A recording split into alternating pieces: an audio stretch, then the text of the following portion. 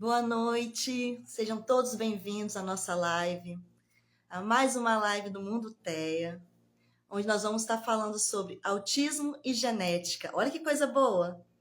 Vamos tirar todas as nossas dúvidas sobre a genética, que pode estar ajudando no autismo, e para isso vamos estar tendo um convidado maravilhoso. O Mundo TEA tem o prazer, o orgulho de estar convidando todos vocês para participarem dessa live maravilhosa. Eu sou a Gisele, sou a mãe da Maria Valentina, neuroatípica, de 5 aninhos, que também tem TDAH, e sou a mãe também da Letícia, neuroatípica, que tem 17 anos. Vou estar convidando o nosso convidado maravilhoso de hoje, doutor Arson Val.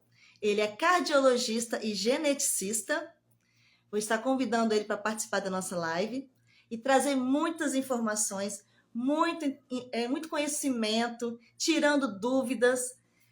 Vocês podem estar escrevendo aqui a dúvida de vocês, podem estar participando com a gente. São todos muito, sim, bem convidados à nossa live. Sintam-se em casa. Vou estar convidando ele agora. Só um minutinho. Seja muito bem-vindo à nossa live. Estávamos assim ansiosos, aguardando por esse momento. Temos várias perguntas, vários questionamentos. Nossa família Mundo TEA é bem grande, as mãezinhas cooperam bastante, estão todas bem-vindas. Gostaria que o senhor se apresentasse para a gente, falasse um pouquinho sobre sua trajetória, sobre a sua especialidade. Sinta-se em casa, doutor Arson Val. É isso aí, meu nome às vezes causa confusão, né? Prende a língua. Mas, Gisele, obrigado, muito obrigado pelo convite, tá? É um prazer estar aqui. Aceitei porque hoje o autismo, né, é marcante assim no consultório do geneticista. Eu acho que hoje corresponde aí, talvez para uns 20% dos pacientes que vêm à consulta. Uma parcela importante, é bastante. E, bom, o que eu posso falar de mim, né? Eu sou mineiro, já morei no Rio de Janeiro, uma parte da minha formação na Fiocruz como pesquisador, depois estudei genética lá no Hospital das Clínicas, 2010 até 2013. Logo depois emendei em cardiologia, porque eu senti que tinha algumas doenças que são cardiogenéticas, né? Quando eu terminei, fiquei um período fora do Brasil, trabalhei muito lá também com neurogenética, com essa parte de investigação. Eu fazia parte, eu trabalhei lá num laboratório de diagnóstico genético, em Espanha, e tinha essa parte, assim, a parte da neurogenética, né? Era cardiogenética, oncogenética, genética tem as áreas, sub-áreas. E a área da neuro era uma área que vinha crescendo muito, né? Eu participei desse crescimento, foi bem legal. Aí eu voltei para o Brasil tem uns 3 anos, né? Estou aqui agora à frente da Cligem, fazendo tanto consultas aqui em Vitória, fiz a clínica aqui, atendo também no SUS, enfim. Senti que aqui no Espírito Santo era um ótimo lugar de viver e, ao mesmo tempo, tem aqui uma demanda grande, né, pelo geneticista, campo de trabalho legal, que é uma realidade geneticista que nós somos poucos, né? E é uma demanda que vem até mesmo pela telemedicina, né? Pelas consultas de outros lugares, do Brasil todo. Hoje mesmo atendi uma pessoa de Belo Horizonte, ontem de Fortaleza. Então a gente vai tentando fazer esse vínculo aí e ajudar dentro do possível. E quando a genética, a família típica, né, procura o seu no consultório, ela vai em busca de quais exames? Ela quer saber o que baseado na genética no autismo. A motivação, né, a princípio, ela vem assim muito do neurologista que encaminha. Alguns neurologistas encaminham todos os pacientes praticamente e outros não. Mas geralmente a motivação principal é assim, doutor, por que que isso aconteceu, né? A genética pode trazer alguma coisa para ajudar mais o tratamento do meu filho? Eu posso ter um novo filho que tenha esse problema, esse mesmo problema? Então a gente vai, os casos são muito particulares, né? São muito singulares, assim, cada criança é bem única. Aquela frase, né, a famosa frase do autismo, que é que quem já teve com uma criança, uma única criança com autismo, nunca teve com nenhuma, né, dada assim a diferença que existe entre cada um, a particularidade de sintomas, de personalidade, tudo, isso se aplica muito à genética, né? Todas as respostas para essas perguntas, elas se dão assim de uma forma bem particular dentro de cada contexto familiar. E a genética ela ajuda a entender melhor o autismo, de onde que vem essa base. É importante falar assim, Zé, que nem sempre é necessário teste genético, tá? Hum, De uma forma geral, a gente pode dividir o autismo, até explicando um pouco assim dentro do contexto, mas o autismo a gente pode dividir ele em autismo essencial, né? O autismo o TEA é essencial, onde as crianças são essencialmente autistas, e o TEA complexo ou síndrome. Então, o que é cada um? O teste essencial é aquele onde a criança é basicamente autista. Ela pode até ter outras comorbidades que pertencem ao espectro autista, como TDAH, distúrbio do sono, né, hiperatividade, enfim. E já o autismo sindrômico, geralmente essa criança ela tem, além do espectro autista, ela tem ou deficiência intelectual, ou malformações, né? Malformação cardíaca, às vezes assim, os dismorfismos, né? Alterações faciais que lembram, que sugerem uma síndrome, pode ser associada à epilepsia ou não. Então, quando o autismo se torna mais complexo, com essas características, muitas vezes os exames genéticos são mais indicados. A presença, por exemplo, a deficiência intelectual é mais indicada. Quando o autismo é basicamente essencial, é uma consulta que a gente muitas vezes entra em aspectos de terapia, de entender, né, a criança, né, dentro do seu ambiente social, a necessidade que ela tem, às vezes, de fazer uma avaliação neuropsicológica, de um acompanhamento mais próximo. Então, a gente procura estar trabalhando também, assim, não só como dentro da genética mesmo, mas também ao lado dos outros profissionais, né? Neuro, endócrino, seja o profissional que acompanha mais de perto a criança. sim, entendi. E a família, quando procura o consultório, ela tem sempre que ser encaminhada pelo neuro ou ela pode, por conta própria, também buscar Não, isso é consulta? tem muitos vêm por conta própria. Né? Não é só o neuro, é principalmente o neuro, mas a pessoa pode vir, pode buscar.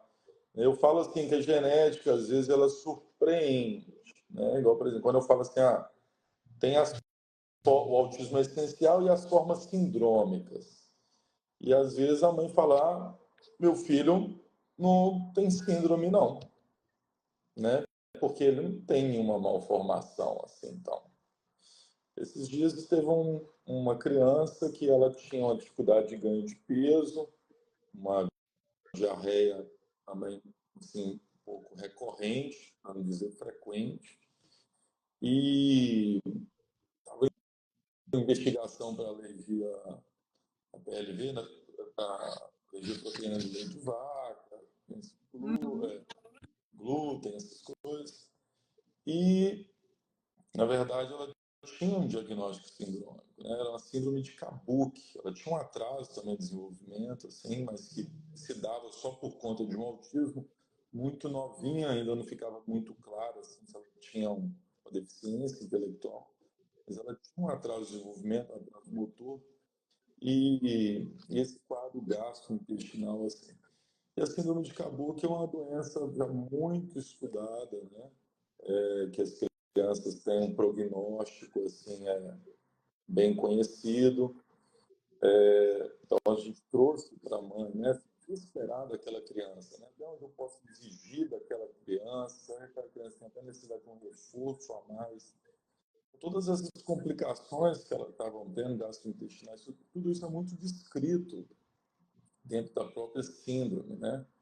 Então, a mãe começa a entender o filho já, assim, dentro de uma outra visão, de uma outra complexidade, e não só a família, como os próprios profissionais de saúde, né? Uhum. Já não ficam tanto naquela angústia assim, pô, esse menino não ganha peso e tudo, mas é o esperado que eles sejam menores, que eles passem por essa dificuldade. Lógico que a gente tem que apoiar, tem que fazer o tratamento correto, mas uma vez que a gente faz essa correlação, é muito positivo, né? E Consegue vem entender outros, melhor, né? poderia citar aqui outros casos, outras síndromes que muitas vezes, na primeira olhada, o mesmo médico ou a família não acha que é necessariamente um autismo sindrômico, sabe? E tem como saber também através da genética se o autismo ele vem da mãe ou vem do pai? Olha, eu sempre escuto isso, né? E assim, Porque as mães que querem ter mais filhos, né, elas ficam assim, será que veio da minha parte, da parte do meu marido, né? Porque eu também tenho traços, minha mãe também lembra também, tem traços, né, que lembram o autismo. Será que veio de qual parte? Aí fica essa pergunta, né, que a maioria faz, acredito, né? algumas formas de autismo, por exemplo, a síndrome do X frágil, né? Quem acompanha autismo por algum momento, principalmente mães de meninos, já escutou esse X frágil, né? O Desculpa, X mãe frágil, de meninos? meninos, porque a É? síndrome de Child, ela particularmente afeta de forma mais marcada os meninos, né? Hum. Geralmente Também era mais as meninas. não, ela é uma cromossomo X, né? A mulher por ter dois X, a mulher é 46XX, é o que determina o sexo. E o homem é XY. Sim, Então, uma vez que XX. a mulher tem um outro X, existe um mecanismo de inativação do X. Eles se Hum. equilibram e logo o X que não tem uma alteração genética, não tem uma mutação, ele se, como se diz, ele dá conta do recado. Já o autismo, o menino, por ele ser XY, uma vez que o X está alterado, tem uma alteração relacionada ao X frágil, ele manifesta aquilo de forma muito mais exacerbada, né? E tem algumas características quando a criança possui a síndrome do X frágil? Ou não, Olha, só mesmo genético? Só mesmo através de exames?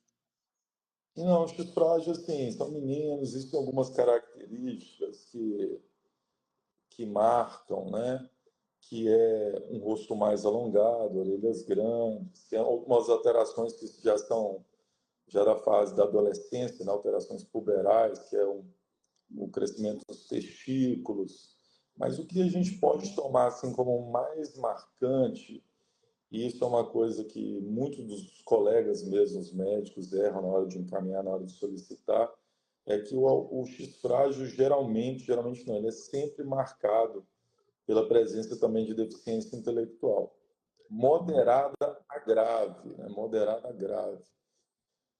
Mas é uma doença complexa. O mecanismo de mutação que acontece, a alteração genética que acontece, é um mecanismo de expansão.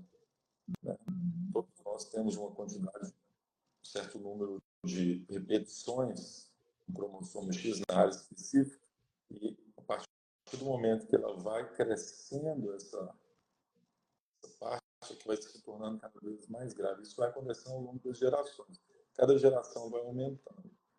Então, muitas vezes, o menino está ali com a pré-mutação, uma mutação ainda não tão longa, e não fica um fenótipo tão marcado.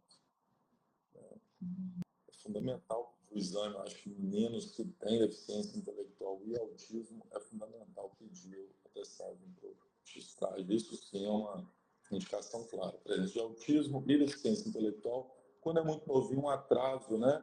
Um atraso de desenvolvimento um atraso que às vezes não é só de fala, como no autismo, a gente vê também um atraso motor, a criança que demorou mais para andar, né?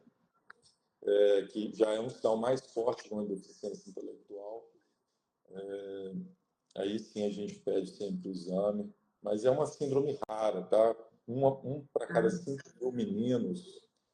Então, assim, embora a gente sempre peça muito pela importância do diagnóstico, os resultados não são frequentes. E tem idade específica para poder fazer esse exame? Não.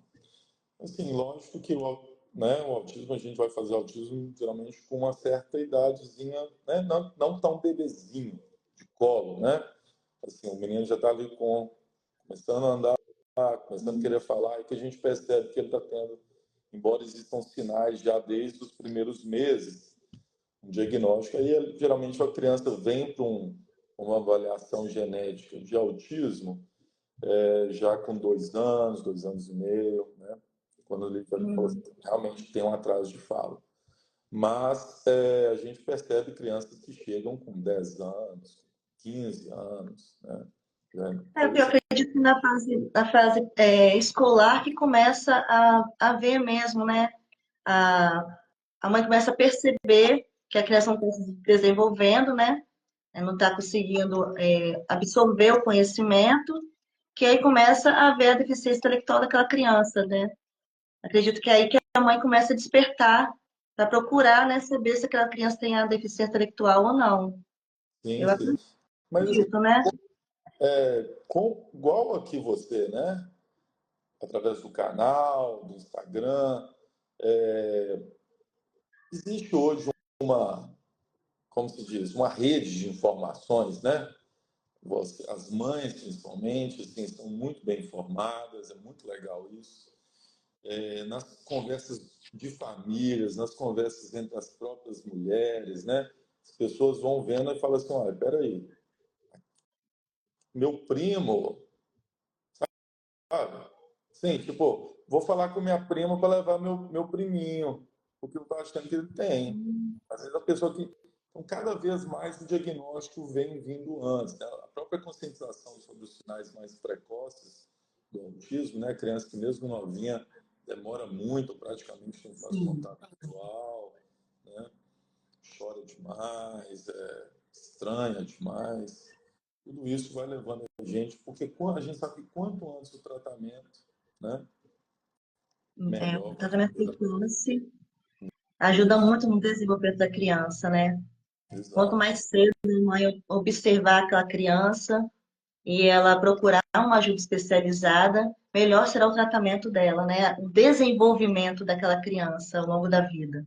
exato, E exato. assim, doutor, é, uma mãezinha perguntou para mim também qual a probabilidade, que ela já tem um filho, de ter um outro filho autista, se na genética também mostra essa probabilidade, esses exames genéticos, né, dela ter um outro segundo filho com autismo ou não, porque ela tem um filho só e ela já pensou em engravidar, né, e a Keila pensou em engravidar, essa mãezinha, só que ela fica pensando nisso, né? Eu já tenho um filho autista, será que se eu engravidar vai vir uma outra criança autista? Aí ela pediu que te Olha, perguntasse também. veja bem, Gisele, essa é uma pergunta simples e complexa, né? Assim, por que é complexa? Devido às particularidades, tá? A gente citou, né, a questão do X-frágil. Por exemplo, uma mulher que é portadora de uma mutação, né? Porque as mulheres geralmente são levemente afetadas, às vezes praticamente assintomáticas, assim, não manifestam nada. E a mulher portadora e teve um primeiro filho com X-frágil. A chance do próximo filho dela, no caso de um menino, ser um menino, é que ele tenha 50% de chance de ter uma mutação, ou seja, um valor alto. Né? Já um autismo essencial, um autismo esporádico, tudo que não tem uma dessas manifestações, seria um risco menor, às vezes de 15%, às vezes de 10%. Cada caso é um caso, porque vai dessa etiologia. É autismo essencial? É autismo sindrômico? Qual síndrome é essa? Algum dos pais é portador? Às vezes, até te respondendo que a gente começou te respondendo, te respondi completamente. Né? O autismo vem da mãe ou vem do pai? Às vezes vem só da mãe. Mas, na maioria das vezes, a grande maioria das vezes, é a combinação, né, da genética dos dois. A criança herda uma série de variantes genéticas que predispõem ao autismo. Uma forma, Doutor, não está te então, escutando. não apareceu algum aviso aqui. O Ah, risco de recorrência, ele deve ser dado assim bem através de uma avaliação minuciosa. Às vezes é de 25%, às vezes é de 50%, às vezes é um risco baixo, né? É um risco que muitas vezes pertence ao casal e não só ao homem, não só à mulher. Até voltando à sua pergunta, né? Eu ouço muito isso no consultório. Doutor, veio de mim ou veio dele? Às vezes a mãe fala, eu tenho certeza que meu marido é autista, da cara cutucada. Ou às vezes fala assim, eu acho que minha família tem outros casos. Mas quase sempre é uma combinação do casal, sabe? É um risco que pertence ao casal, é uma consulta. Inclusive, quando a gente aborda o risco de recorrência, gosto que esteja o casal, que seja, né, para evitar essa culpabilidade. Eu acho que ninguém necessariamente tem culpa, né? E depende muito do sexo da criança também, essa questão do risco de recorrência. Mulher que teve um primeiro filho, um homem, um menino afetado, ela vai ter um novo filho. Menino, existe um risco maior do que se for uma menina, porque a gente sabe que o autismo é o mais comum em meninos. Agora, se ela teve uma primeira filha afetada, uma menina, e o segundo filho dela é um menino, esse risco é ainda maior para esse menino, porque se a menina dela, que o autismo não é comum, já veio afetada, menino. o menino. Então, assim, são riscos que às vezes chegam a 10%, às vezes é muito baixo. Quando é uma variante, a gente sabe que é uma síndrome, que tanto o pai quanto a mãe não são portadores, o risco de recorrência praticamente é o mesmo da população em geral, assim, é baixo. Então, assim, essa é uma resposta que a gente chega. Mas é importante ver cada criança com bastante atenção. É de cada família, né? Porque a gente acaba realmente um culpando o outro, né? Porque, ela parece, você falou que você também era assim na infância, né? Acho que puxou mais do seu lado, você que está carregando o autismo, né? A gente acaba realmente um culpando, o casal culpando o outro, né? Ah, eu acho que meu marido é autista. Aí, não, É, eu acho que eu sou autista, porque eu era assim na infância, nossa, na escola eu me comportava dessa mesma forma. Realmente acaba vindo essa culpa, né? Um culpando o outro. E até mesmo se culpando, né? Nossa, eu também era assim. E a mãe carrega um peso muito grande também, né, doutor? Porque a mãe se culpa muito, né? Por que que essa criança é assim? Por que essa criança não está falando? Por que que essa criança não está se desenvolvendo? E a mãe acaba se culpando também. E tem famílias também que eu escuto que o pai culpa demais a mãe. A criança é assim porque você é desse jeito. Então é da sua família, né? E o senhor falando que pode vir dos dois lados, isso já quebra um pouco esse tabu, né? Que é só culpa de um ou culpa do outro, né? A é, culpa que todo mundo tanto fala, né? Na sim, sim. verdade, Então, não é o que você culpa, está né? falando, assim, é muito verdadeiro. Às vezes a gente vê, assim, quase que durante a consulta, os casais quase que... Tem casais que são super amorosos, né? E se apoiam, e alguns outros que quase que se acusam, né? Mas existe dentro da psicologia, né?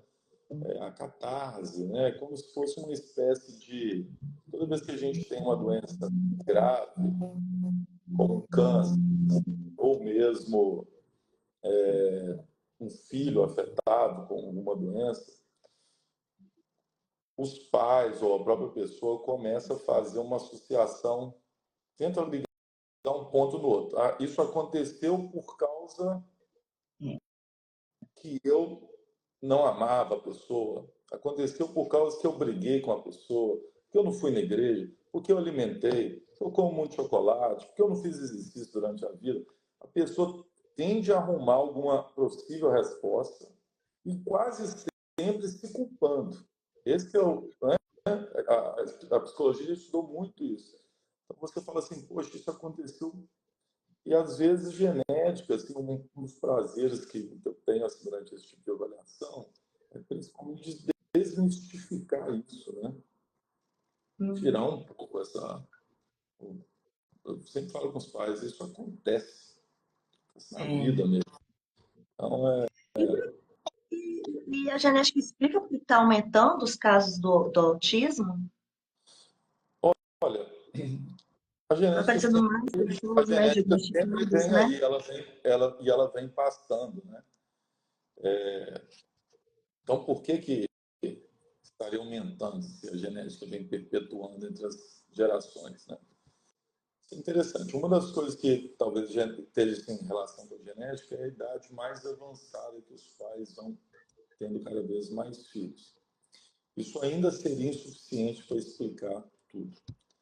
Um dos motivos, talvez, do autismo estar aumentando é porque se aumentou muito o leque do diagnóstico, né?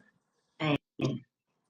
Assim, antes o autismo era traço de fala, era que ele praticamente não se comunicava, ter estereotipias, né? Aquela criança que ficava estereotipias bem marcadas mesmo,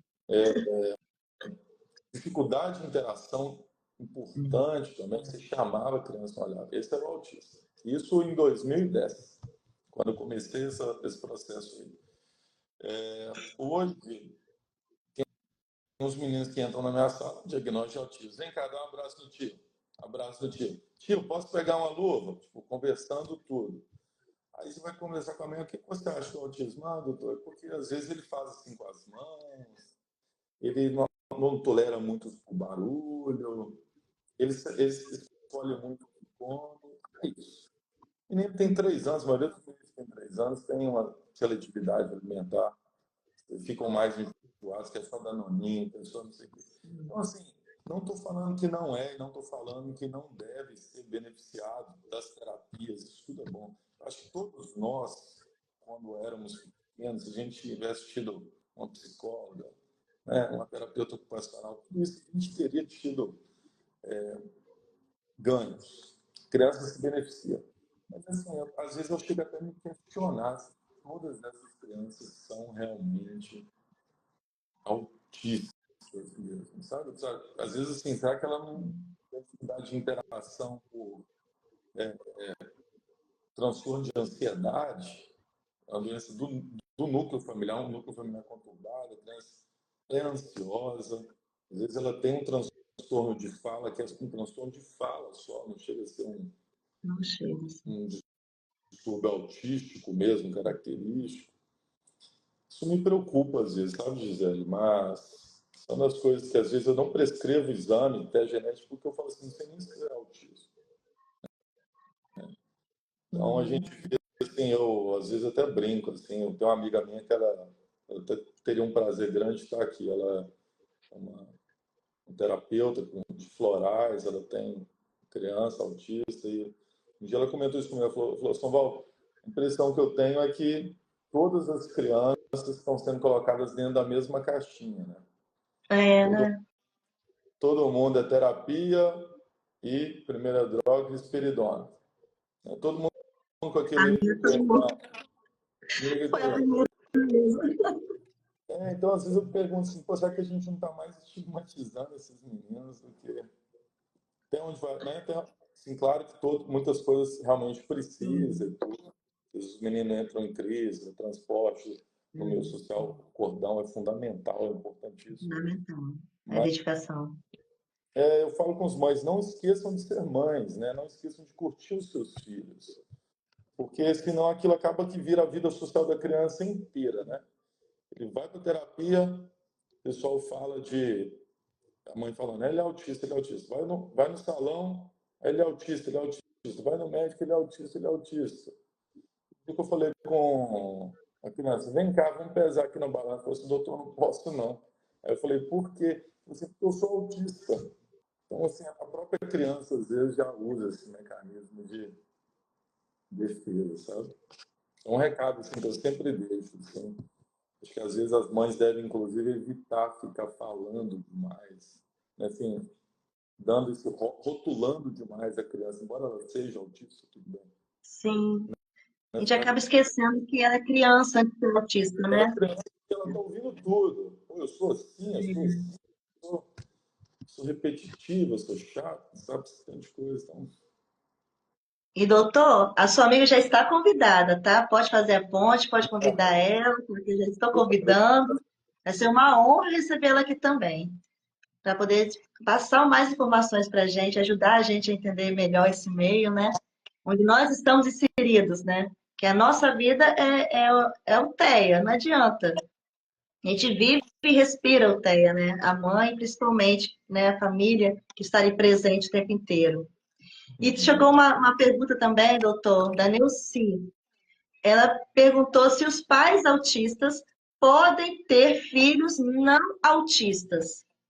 claro, podem, podem. Pode sim, o autismo, principalmente o autismo multifatorial, né? Ele é uma doença multifatorial, depende de outros fatores necessariamente para desencadear, alguns compreensíveis, outros não, né? Então isso pode acontecer sim, uma pessoa autista ela pode ter um filho não autista. Mas eu volto lá dentro daquele que eu coloquei lá no início, né? O risco de recorrência, ele é muito particular. Então, às vezes, a pessoa tem um autismo por uma determinada causa e ela tem um risco alto, dificilmente um risco de 100%. Vai ser 100% vai ser autista. Mas, assim, às vezes ela tem um risco alto, 50% de ter um filho autista. Mas, às vezes, não. Às vezes é um risco baixo. Ei, Luciana, é você que é amiga terapeuta floral? É ela mesma, ela aí. Seja bem-vinda, já está convidada, tá, Luciana? Luciana que falou isso outro dia. Falou, meu Deus, os meninos estão todos... Tá ficando todo mundo dentro da mesma caixinha. Eu fiquei pensando nisso um bom tempo. Ah, vou adorar fazer uma live com você também. Doutor, tem outra pergunta também que fizeram. Se é possível prevenir. Eu quero ter um filho. Sim, é possível prevenir. Oi, Voltou. Voltei? voltou. Voltei? Deu uma travadinha. Apareceu uma mensagem aqui, apagou. Desculpa, doutor. Outra pergunta foi se é possível prevenir. Eu sou autista, meu marido tem também o transtorno de espectro autista, e posso ter um filho. Tem como eu prevenir para não ter um filho também autista? Tem sim, pode ter implicações assim até bem complexas, como produção assistida e tudo. Mas seriam casos bem particulares de síndromes, causas bem definidas e identificáveis, né? Hoje a gente sabe, assim, até voltando àquela pergunta, por que que vem aumentando tanto? É só o diagnóstico que aumentou? A genética está aí. Por que que vai aumentando tanto? Eu, particularmente, acredito que existem fenômenos epigenéticos, ou às vezes até não é nem assim de afetar a genética, mas o desenvolvimento da criança dentro do útero, né? A gente tem uma série de estudos aí que apontam, por exemplo, os fenóis, né, os derivados do plástico, como disruptores do neurodesenvolvimento, né?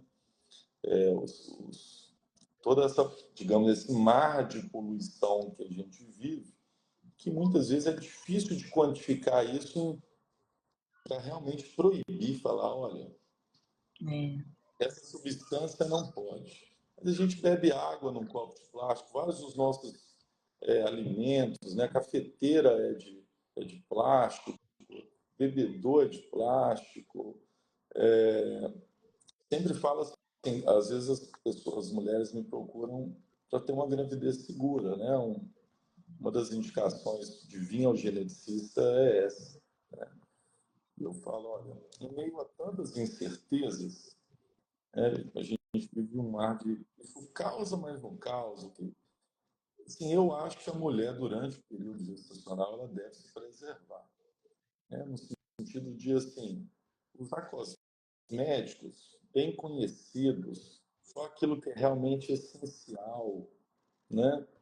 Não ficar comprando cosméticos a Deus e a torta, usando demais, maquiagens, enfim, evitar assim químico, né? Buscar uma alimentação também que seja mais, como se diz, uma alimentação parecida com a dos nossos avós, aquela alimentação do sacolão, de preferência, né?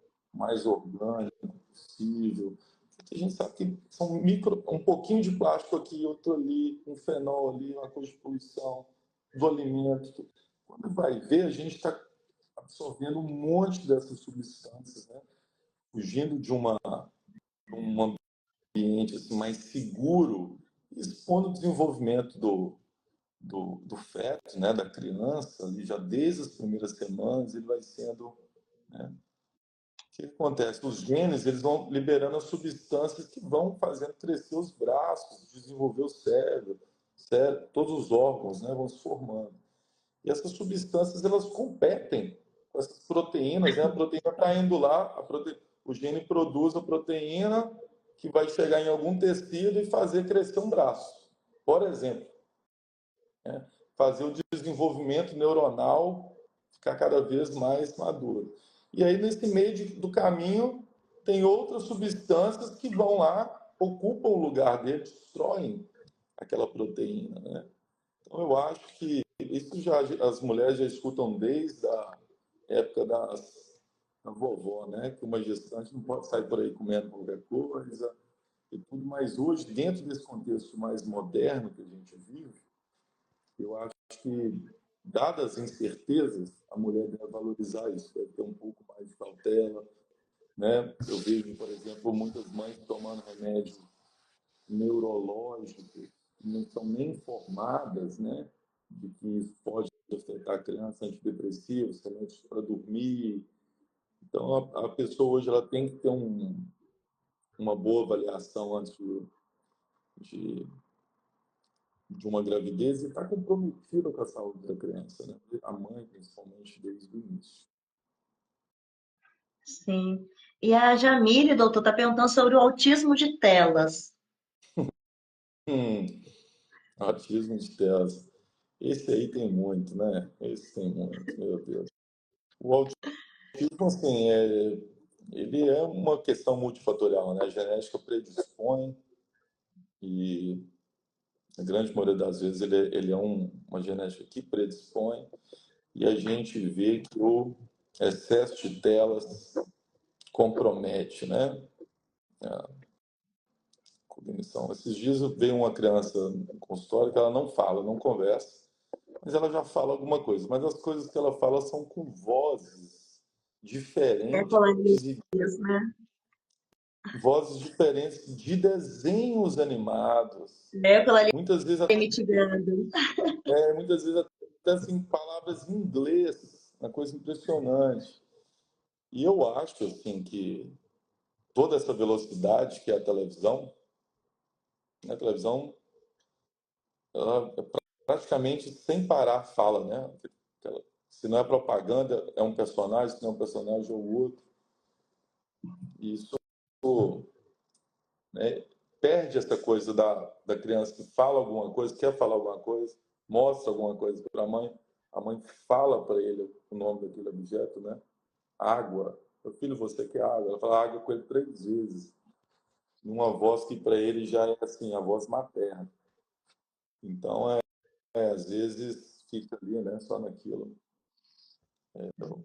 Eu acredito totalmente. Lá em 2010, quando eu comecei, falavam assim que tal já é associado, eles estão mostrando que televisão faz mal. Atraso de fala é igual televisão causa atraso de fala. Hoje está mais que comprovado isso, né? Crianças saudáveis, máximo 2 horas por dia, né? Uma criança saudável, você imagina um autista. Aí a mãe fala assim, só o celular que acalma ele, né? Aí eu falo, mas ele mesmo vai lá e liga a televisão. A gente tira a pilha do controle quando ele estiver dormindo. Na hora que ele acordar, fala, ó, queimou a televisão. Uhum. A televisão aqui de casa agora tá estranha, só liga uma horinha antes de dormir. Vocês vão estranho, tá aqui em casa? Fala para as mães falarem isso para a criança. Aí fica dando essa televisão, bebê? É Tem que assim enganar, né? mesmo. Tem que enganar, né? E É a criança, às verdade. vezes, no início ela estranha, mas assim, ela vai adquirindo um outro tempo, né? Assim, vai se reconectando com os brinquedos, né? Com a casa. Essa própria questão de brincar com mesmo que ela não esteja olhando com a televisão ali falando aquele tanto de coisa em cima dela, não é saudável isso, definitivamente. Já foi comprovado, né, doutor? Tá mais que comprovado que as telas são prejudiciais, né, para as crianças, principalmente as autistas, né? Tem outra pergunta aqui, doutor. Eu vi aqui agora que mandou, né? Quer dizer que Uhum. nesse caso, isso quer dizer que o autismo, nesse caso, pode ser um fator de cria? Sim, muitas vezes sim, né? O autismo, ele tem até aquela situação dos traços autísticos, né? A pessoa já tem uma tendência a se isolar, ela tem uma dificuldade de interação, né?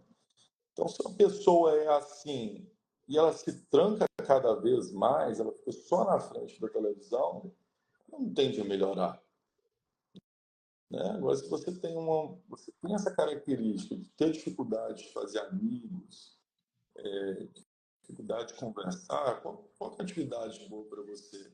Um esporte de grupo, uma atividade de grupo e viver a vida e fazer amigos, né? Tô falando assim, de uma pessoa adulta, né? Então, a genética, muitas vezes, ela crava uma predisposição, né? E por isso que com as terapias, com o tempo, a criança vai melhorando.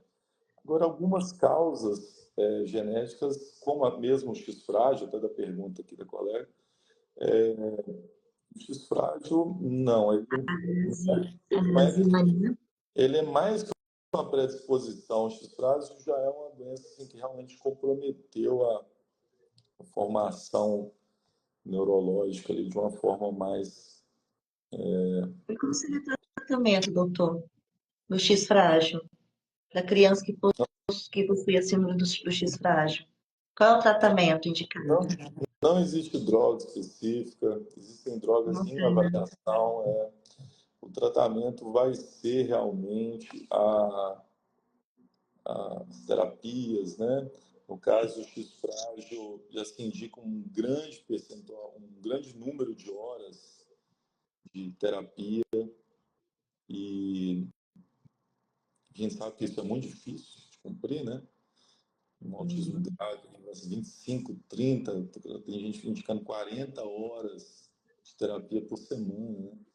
Ou seja, é quase que o tempo que uma criança passa na escola. Como é que é isso? Não tem lógica isso, é mais que o tempo da escola. Então, assim, aí que está o papel dos pais, né? Acho que um grupo terapêutico que assiste bem uma criança, ele sabe que o tratamento não é um tratamento de uma criança, né? Não é uma sessão, duas, três por dia de terapias, mas é uma reorientação de um núcleo familiar, né? Paz, compreensão maior para isso, tá?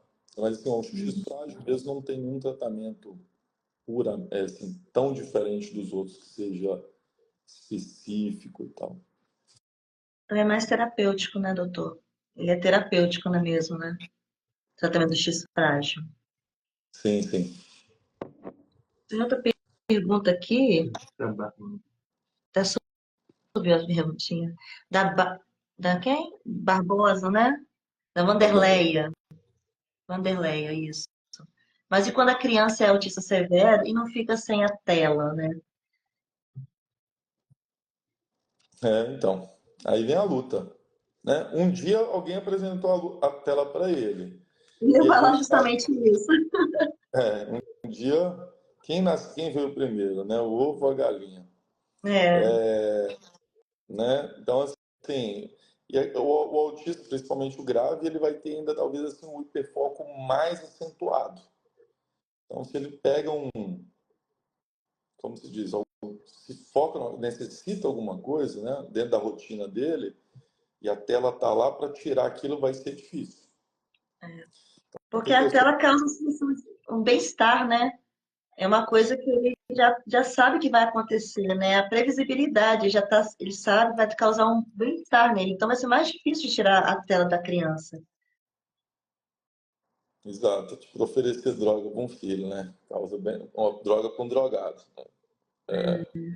Bem-estar ele Realmente, sente, mas pode estar causando algum prejuízo. Eu acho assim, existe uma racionalização. A lógica, a tela tem os benefícios, às vezes o jogo, o lúdico, né? A criança está ali. Deve ser radical? Não, até brinquei aqui aquela hora, né? Deixa para ligar a televisão no final da noite, ou pela manhã, ou antes do almoço, porque na hora que a família realmente necessita mais que a criança esteja. Mas que isso não ultrapasse 2 horas por dia, que isso não seja aquela rotina tão marcada na vida da criança. Por mais que a criança acalme, não é o melhor para a criança. É importante que ela vá se reconectando, né? Os seus sentidos vão se reconectando com uma outra coisa que lhe traga o prazer novamente. É difícil. É muito difícil. É muito difícil mesmo. Ainda mais quando a criança já está com esse vício, né, de tela. Retirar a tela é bem mais doloroso para a mãe e para a criança, porque a mãe deixava a criança com a tela até mesmo poder fazer os afazeres de casa, né? E a criança ficava ali horas com a tela. Então, você retirar isso da criança, realmente acaba causando até um dano. A criança fica até agressiva, né? Quando as crianças ficam agressivas quando você tira a tela dela. Elas têm comportamentos agressivos, elas querem bater, elas querem morder, elas se mordem, né? E realmente você vê o prejuízo que a criança tem, o atraso que está tendo no desenvolvimento dessa criança, que a tela está causando. Que a criança já é nível 3 de suporte, já tem uma interação social comprometida, já tem uma fala comprometida, né? Então, isso deve prejudicar ainda mais o desenvolvimento dessa criança, ela ficar cada vez mais fechada naquele momento dela ali com a tela. Você vai chamar, vai tentar interagir com aquela criança e ela não vai se interessar. Porque o mais interessante é o quê? É a tela, as luzes da tela, né? O som, até mesmo a previsibilidade que a tela dá para ele, o conforto. Ele já sabe o que vai acontecer naquele desenho. Tanto que muitos autistas aceleram o desenho e depois volta para o mesmo desenho. Fica no mesmo desenho ali várias vezes, né? Repetindo, poder dar aquela sensação de bem-estar. Porque sabe que dali já está previsível para ele. Ele sabe o que vai acontecer naquele momento, né? Então, Sim. bem complicado as telas. Lidar com tela é muito complicado. Ainda mais quando a criança possui esse vício, né, na tela. É muito complicado. Assim, eu acho que não condeno, assim, eu oriento a reduzir, né? Toda vez que vem, eu cobro a redução. Mas eu sei que é muito difícil mesmo. Eu acho que às vezes os pais têm que ser um pouco radicais em alguns momentos. A criança vai surtar, tudo.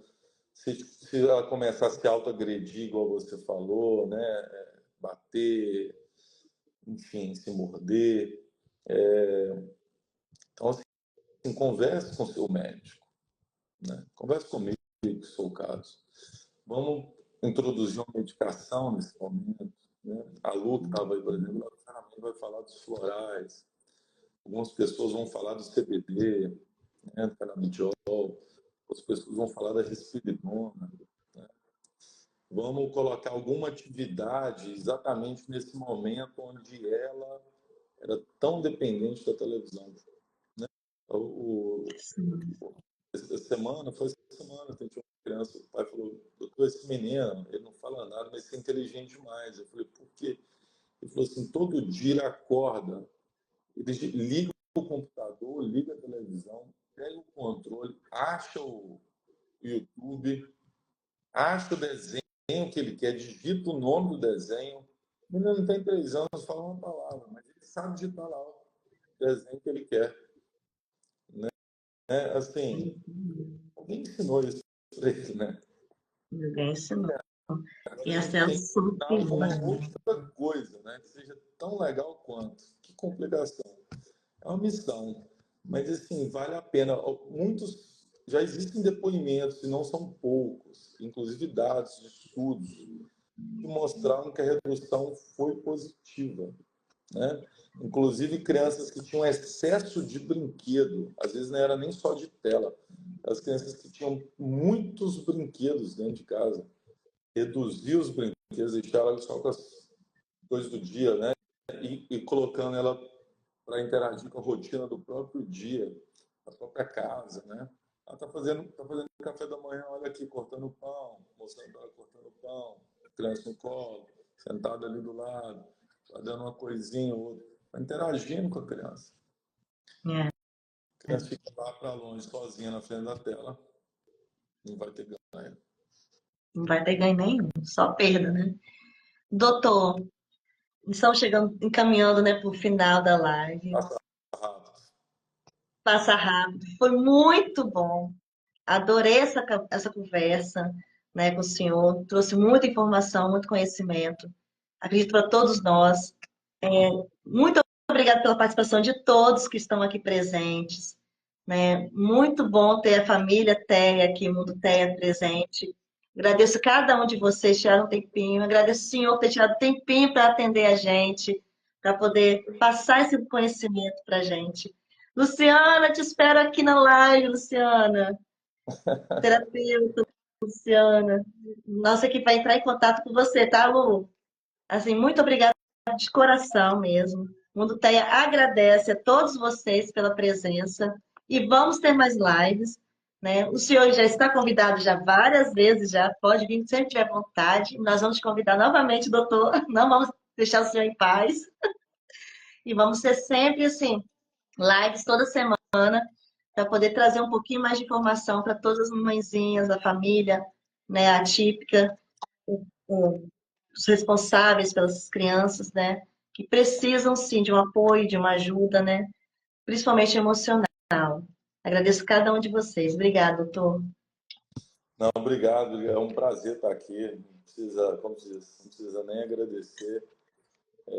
Está contribuindo, vim porque é uma realidade mesmo, o autismo, a preocupação dos pais, como eu disse, é uma demanda grande, né, que existe. E assim, a gente acabou que nem entrou tanto dentro dessas coisas de exames genéticos e tal. Eu vejo o autismo como uma patologia que tem uma dimensão genética importante, né, deixando como mensagem final, assim, o que a gente chama de herdabilidade em torno de 90%, né, assim, dos casos tem um componente.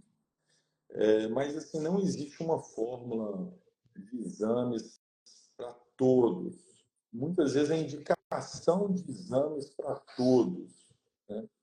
Cada caso é um caso. Às vezes os pais nem compreendem muito isso. O neurologista já pediu lá um exame, cara, e chega para mim e fala, olha, eu acho que o filho não precisa fazer esse exame. E aí o pai não faz, aí depois o neuro me liga e fala, pô, eu podia fazer, não sei o quê, tem que ficar explicando, né? Mas assim, porque existe, cada caso são casos, né? Às vezes eu acho que é legal, assim, não também gastar dinheiro, né? Às vezes não é de si próprio, mas no plano de saúde, né? A gente É, gasta o recurso do plano de saúde com exames e mais exames e tal, e que não tem necessidade nem para avaliar o risco, nem para definir o diagnóstico da criança, nem para definir o tratamento da criança. Já em outros casos, não. É fundamental, é uma peça-chave no tratamento da criança e muda realmente a forma da família ver aquela criança autística. Então, a genética é, mais uma vez, de cada caso é um caso, crianças são muito especiais, tá? Vocês todos estão de parabéns, as mães, todo mundo aí que está com essa missão linda aí todos os dias. E só tenho a agradecer. Um abraço grande. Prazer estar aqui, Gisele. obrigada, doutor. E qual é o nome da sua clínica, doutor? Deixar aqui para as mãezinhas. Cligen, Lígia. Clínica de Genética, Cligen. Bem facinho lá no meu perfil lá do Instagram, né? Meu perfil pessoal Instagram, tem né? o linkzinho lá. A gente está começando o Instagram agora bem mesmo. Eu não era muito, sou tão adepto assim. Estava até brincando que ia ser a minha primeira live. Né? Não sabia nem que botão apertar. Mas sou tão adepto, mas a gente está entrando nessa. Aí a gente faz muito consulta online. Isso sim, assim, já tem uma rotina de Uhum. atendimento online. Ah, vocês falam também online, né? Presencial e online. Sim, porque os geneticistas são muito poucos no Brasil, né? Em torno de Uhum. 300. Então, a gente faz consulta particular, tem alguns planos, por exemplo, Petrobras, sou conveniado com a Petrobras, que é um plano de saúde grande, Saúde Petrobras, e eles me colocam para fazer as consultas de genética, muitos casos de autismo, em cidades onde não há geneticistas. Então, eu atendo pessoas, agora foi um de Manaus, né? Semana passada teve Petrópolis, Serra Gaúcha, a gente atende vários lugares. Então, família típica, precisando de ajuda, já sabe onde encontrar, precisando de mais informações, né? Se procurar o Não, doutor, o perfil dele, que é o doutor. Qual é o seu perfil? Desculpa, doutor. É o @ doutor Arsonval. dr.arsonval, só isso, doutor Arson, Arsonval. tem como você botar aqui? É. Já colocar aqui, tá? O perfil do doutor também. Qualquer dúvida vocês procurarem também, né? Precisar de um exame também, de mais explicações. Muito obrigada, doutor. Muito obrigada mesmo pela sua paciência, sua disponibilidade aqui com a gente. Agradeço de coração. Mundo Teia te agradece. Obrigada, família. Obrigada a todos. Tenham todos uma ótima noite. Pessoal, boa noite. Um abraço.